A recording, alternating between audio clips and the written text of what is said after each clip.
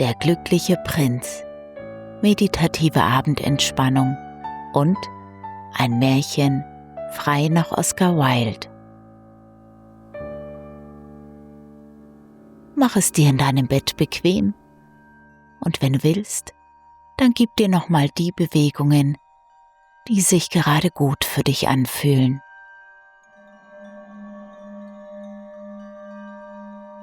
Nimm ein paar tiefe Atemzüge.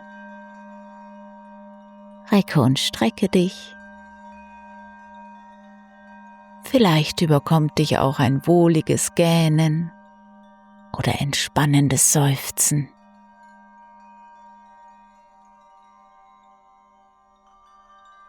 Und wenn du dann soweit bist und noch nicht getan, dann schließe deine Augen.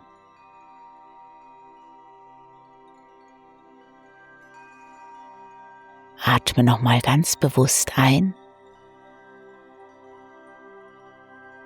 und entspannend wieder aus.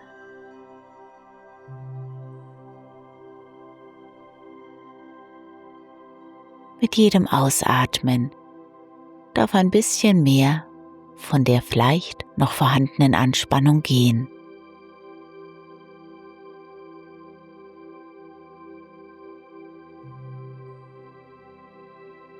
Entspanne deine Schultern, deinen Oberkörper, deine Arme und Beine. Entspanne dein Gesicht.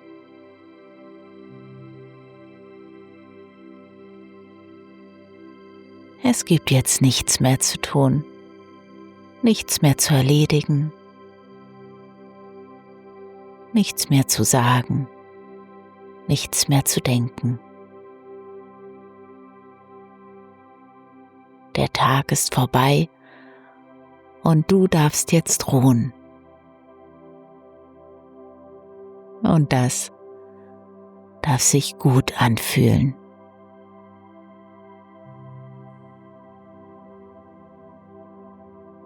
Gemütlich, getragen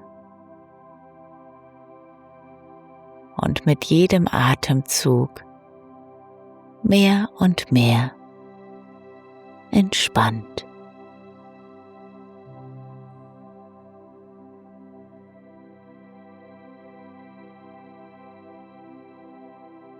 Wenn du willst, dann lasse doch gleich, wenn ich es sage, nochmal die Bilder deines Tages vor deinem inneren Auge erscheinen. Was hat diesen heutigen Tag ausgemacht? Was hast du heute erlebt? Schau mal, welche Bilder und welche Sequenzen spontan auftauchen. Ab jetzt 1 Minute für deine Bilder des heutigen Tages.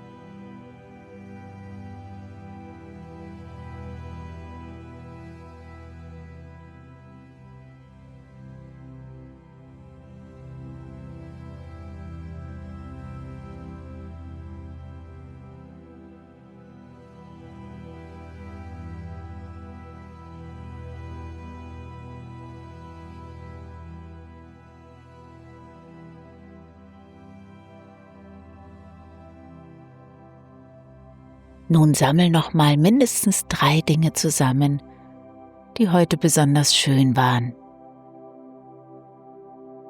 für die du heute besonders dankbar bist.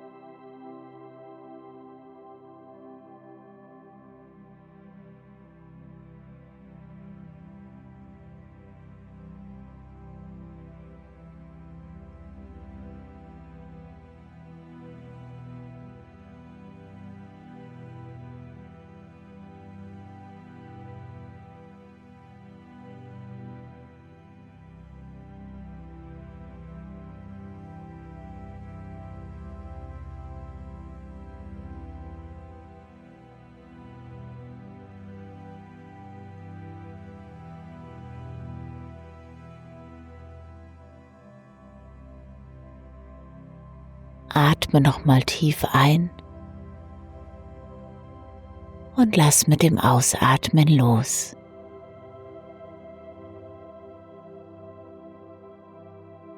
Lass los.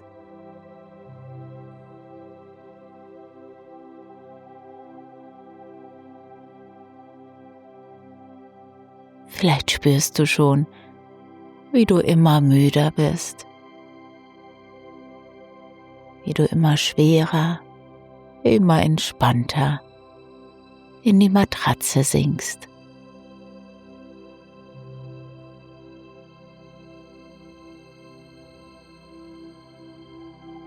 Und während du immer mehr zur Ruhe kommst, können all die wichtigen, kleineren und größeren Reparaturarbeiten in deinem Körper vollzogen werden.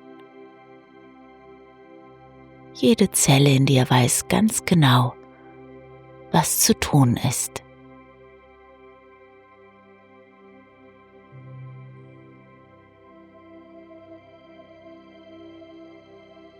Die Dinge dürfen sich zu deinem Wohl und zu deinem Besten entwickeln. Vielleicht ja sogar noch viel besser, als du es dir vorstellen kannst.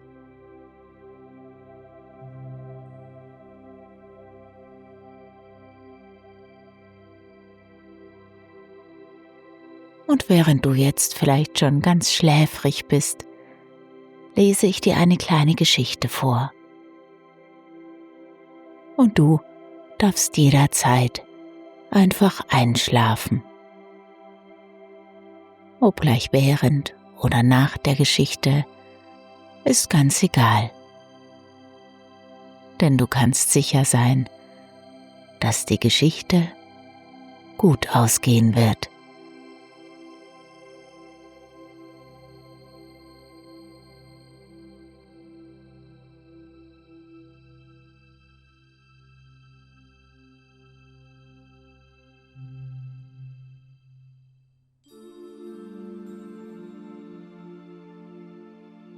Hoch über der Stadt, auf einer schlanken Säule, stand die Statue des glücklichen Prinzen. Er war ganz mit feinen Goldblättern überzogen. In seiner Krone funkelte ein Saphir. Und am Knauf seines Degens saß ein rubinroter Stein, der im Sonnenlicht warm glühte. Ein Stadtrat, der überzeugt davon war, Kunst zu verstehen, rief laut: „Er ist so schön wie eine Wetterfahne, nur nicht ganz so nützlich." Eine empfindsame Mutter, deren Junge weinte und nach dem Mond verlangte, sagte: „Warum kannst du nicht sein wie der glückliche Prinz? Dem glücklichen Prinzen fällt's nun nimmer ein, nach irgendetwas zu weinen."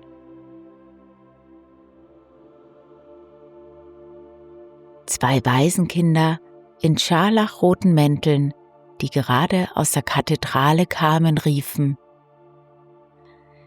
„Er sieht ganz wie ein Engel aus." „Woher wollt ihr das wissen?" fragte ihr Rechenlehrer. „Ihr habt ja nie einen Engel gesehen." „Oh doch, in unseren Träumen", antworteten die Kinder. Und der Rechenlehrer runzelte die Stirn und machte ein sehr strenges Gesicht, denn er konnte es gar nicht leiden, dass Kinder träumten. Es war das Ende des Winters. Die Tage wurden wieder länger, doch die Nächte waren noch kühl. Eine kleine Schwalbe, die es versäumt hatte, im Herbst mit ihren Kameraden nach Ägypten zu fliegen, flog über die Stadt. Zu schön war ihr Sommer gewesen, zu lang ihr Zögern. So hatte sie den Anschluss verpasst. In einer Scheune hatte sie einen gemütlichen Unterschlupf gefunden. Doch heute hatte sie entschieden, in die Stadt zu fliegen. Da entdeckte sie die goldene Statue, hoch oben auf der Säule. »Dort will ich landen«, rief der kleine Vogel. »Die Aussicht ist schön und frische Luft gibt's da oben genug.« Damit ließ sich die Schwalbe just zwischen den Füßen des glücklichen Prinzen nieder. Wie prächtig doch das Gold um mich herum funkelt. Dies soll mein neues, goldenes Schlafzimmer sein, sagte sie träumerisch zu sich selbst und machte sich zum Schlafengehen bereit. Aber als sie eben den Kopf unter einen ihrer Flügel stecken wollte, fiel ein großer Tropfen Wasser auf sie herab. »Wie sonderbar«, rief sie. »Nicht ein einziges Wölkchen steht am Himmel. Die Sterne scheinen klar und hell. Und trotzdem regnet es? Das Klima im nördlichen Europa ist wirklich schauderhaft.« Da fiel ein zweiter Tropfen. »Wozu nützt ein Standbild, wenn es nicht einmal den Regen abhalten kann?«, sagte der Vogel. »Ich muss mich wohl nach einem soliden Schornsteinaufsatz umsehen.« Und er beschloss, weiterzufliegen. Doch ehe er seine Flügel ausgebreitet hatte, fiel ein dritter Tropfen. Er blickte auf und sah, die Augen des glücklichen Prinzen waren voll von Tränen. Und Tränen strömten ihm über die goldenen Wangen. Sein Antlitz war so schön im Mondlicht, dass Mitleid die kleine Schwalbe erfüllte. »Wer bist du?«, fragte die Schwalbe verwundert. »Ich bin der glückliche Prinz.« »Wenn du glücklich bist, warum weinst du dann?« Der Prinz erzählte ihr von allem Elend, das er von seiner Säule aus sah. Von dunklen Gassen, hungrigen Menschen und frierenden Kindern. »Am Stadtrand«, sagte er, »steht ein kleines Haus. In ihm liegt ein Junge mit Fieber. Seine Mutter näht Gewänder für die Reichen, kann es sich aber nicht einmal leisten, ihm Frisches zu trinken zu geben.« Dann hielt der Prinz inne, als würde er nachdenken. Schließlich fuhr er fort. »Kleine Schwalbe, willst du nicht eine Nacht bei mir bleiben und mein Bote sein?« »Der Knabe verschmachtet und der Mutter ist so bang. Bring der Mutter doch den Rubin von meinem Degen.« »Ich kann Jungen eigentlich gar nicht leiden«, entgegnete die kleine Schwalbe. An dem Flusse, wo ich vorigen Sommer wohnte, waren 2 ungezogene Jungen, die Müllerssöhne. Die warfen immerfort mit Steinen nach mir. Sie haben mich natürlich nie getroffen, wir Schwalben fliegen dafür viel zu gut. Und überdies stamme ich aus einer Familie, die wegen ihrer Hurtigkeit berühmt ist. Es war aber doch ein Zeichen von Nichtachtung.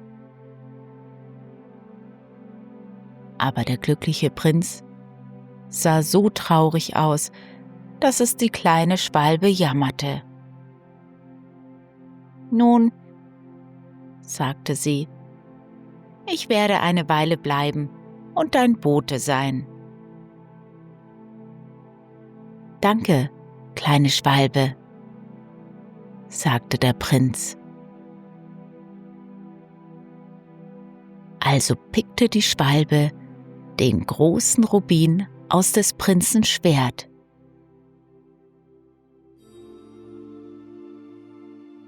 Mit dem Edelstein im Schnabel flog sie davon, über die Dächer der Stadt. Sie kam am Turm der Kathedrale vorüber, von dem die weißen Marmorengel niederschauten. Sie kam am Schloss vorüber und hörte die Töne eines Balles. Ein schönes Mädchen trat gerade mit seinem Anbeter auf dem Balkon heraus.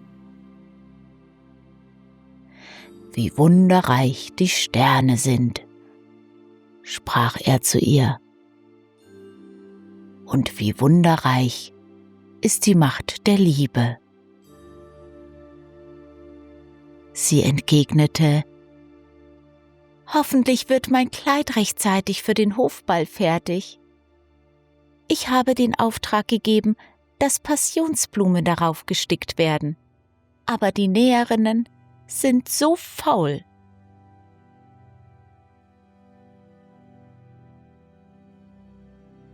Die Schwalbe flog weiter über den Fluss, sah die Laternen an den Masten der Schiffe hängen und kam endlich zu dem armen Häuschen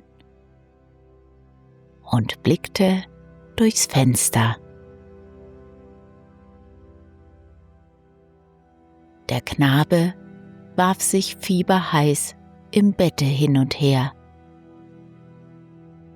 Die Mutter war eingeschlafen, denn sie war müde und erschöpft.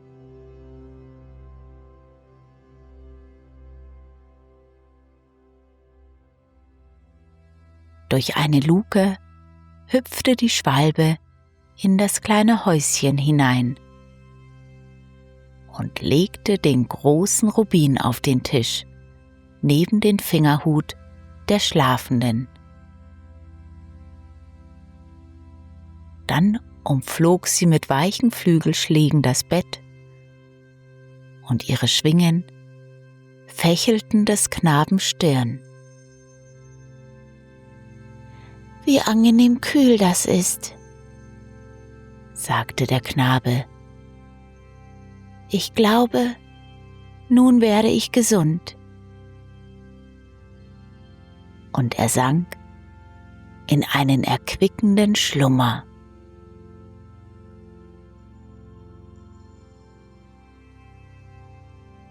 Darauf flog die Schwalbe zurück zu dem glücklichen Prinzen und erzählte ihm, was sie getan hatte.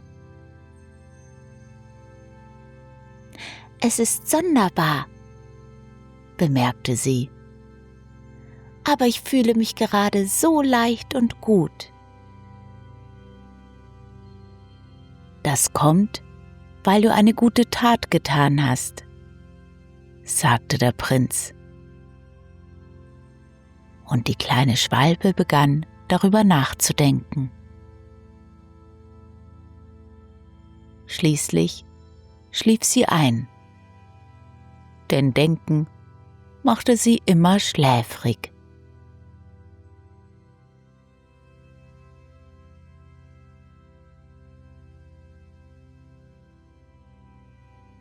Am nächsten Tag bat der Prinz sie um einen neuen Dienst. Dort unten siehst du die junge Frau? Sie verkauft Streichhölzer, doch ihre Streichhölzer sind in die nasse Gosse gefallen. Sie sind nun unbrauchbar. Doch wenn sie ohne Geld heimkommt, ist ihr Vater sicher sehr wütend. Das macht ihr Angst. Bring ihr meinen Saphir, der vorne auf meiner Krone sitzt.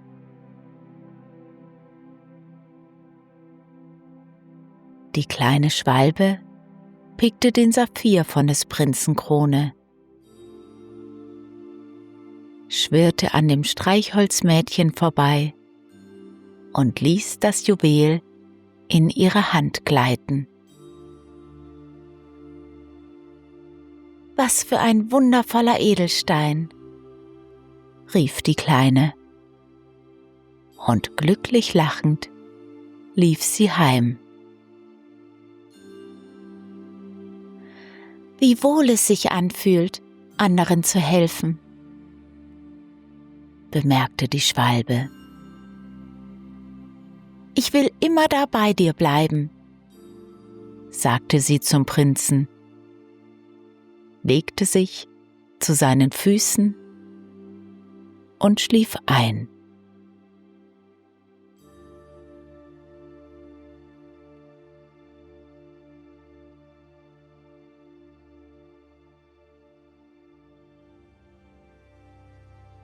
In den nächsten Tagen flog die kleine Schwalbe immer wieder über die große Stadt und sah, wie sich's die Reichen in ihren schönen Häusern wohl sein ließen, indes die Bettler draußen an den Toren saßen. Sie erzählte alles, was sie beobachtete, dem Prinzen. »Ich bin mit feinem Golde bedeckt«, sagte der Prinz. »Das sollst du abheben, Blatt um Blatt, und den Armen geben.«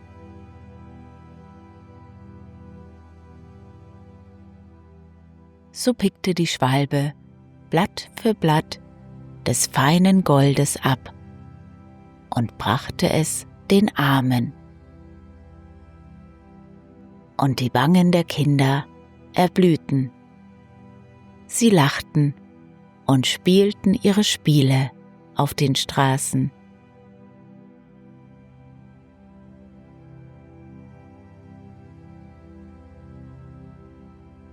Die Tage vergingen. Der Prinz war inzwischen fast ohne Gold. Und dann geschah etwas Wunderbares. Blühende Ranken am Sockel der Säule begannen zu wachsen.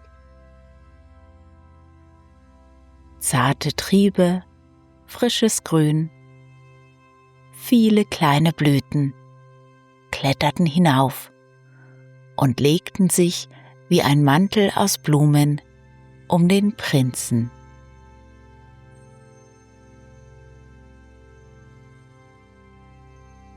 Die Statue sah nun aus, als hätte der Frühling selbst sie geschmückt.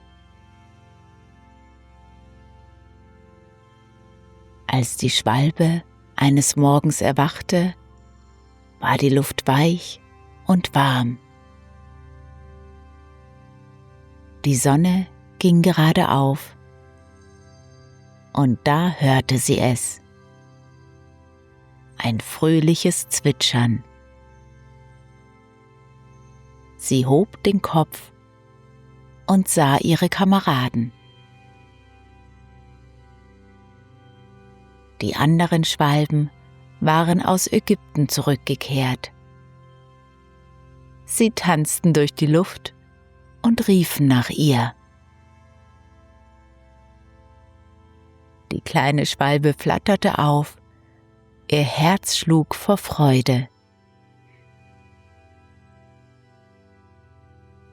der Frühling ist da, rief der Prinz.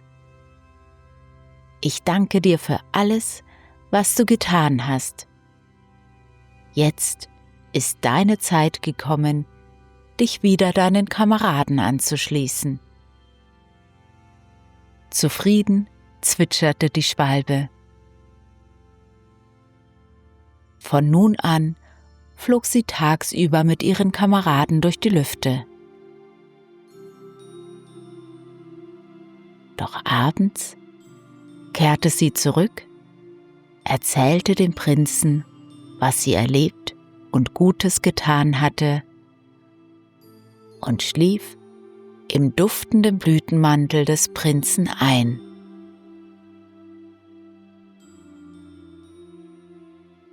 Hoch über der Stadt stand der glückliche Prinz, still und blühend auf seiner Säule, prächtiger denn je. Und jeder, der vorbeikam und die wundervollen Blüten und den Duft wahrnahm, fühlte sich ein bisschen leichter und froher.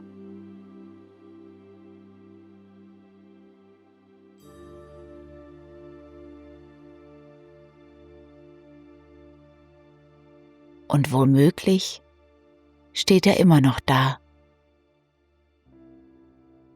in Glück und Frieden, mit einer kleinen Schwalbe auf der Schulter.